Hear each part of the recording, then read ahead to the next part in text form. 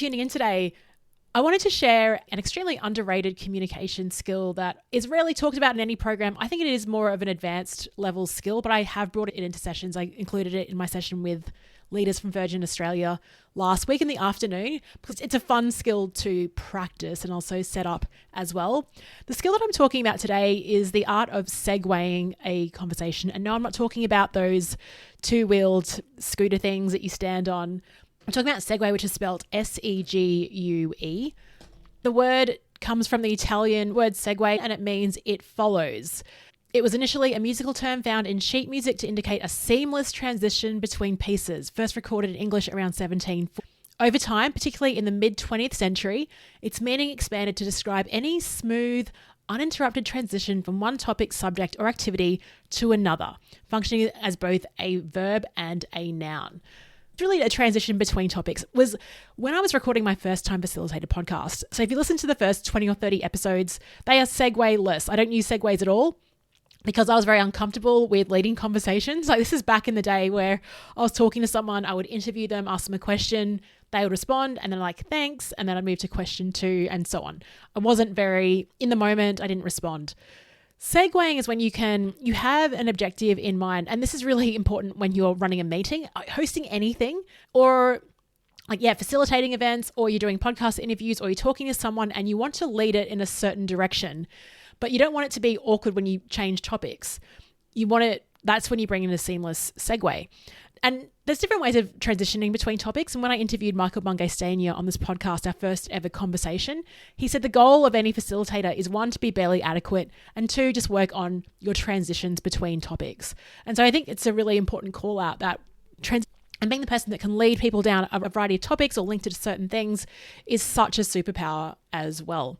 So how do you do it? Well, an example of a non-seamless transition is Tim Ferriss uses these all the time. So he'll be talking to someone in his interview and he'll say, okay, let's just take 90 degrees off this topic, or let's just take a sharp left turn, or let's double click here. And that's fine. It's fine for you to do that. Not everything has to be a seamless transition.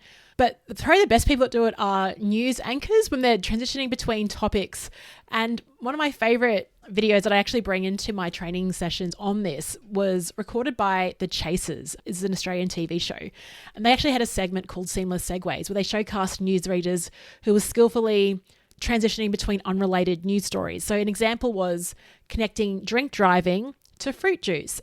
Here's what one of the news anchors said. She said, Karen Cooper just reported on alcohol excess. Speaking of excess, did you know that fruit juice can also be deadly according to recent research? So in 2 sentences, they've talked about drink driving and linked that to fruit juice. So you think if you can do that, you can segue anything. You can segue anything within 2 sentences as well. So if we break it down, what that news anchor did was get a common descriptor, excess, and use that to bridge the gap between drink driving and excessive fruit juice. An example that I use in my book, The 2-Hour Workshop Blueprint, so actually in my appendix talk about segueing, is connecting Paris with bananas. So you could say, right, well, Paris is famous for its scrumptious croissants, which are almost as delightful as the bananas growing in my backyard. So the linking phrase there was almost as delightful.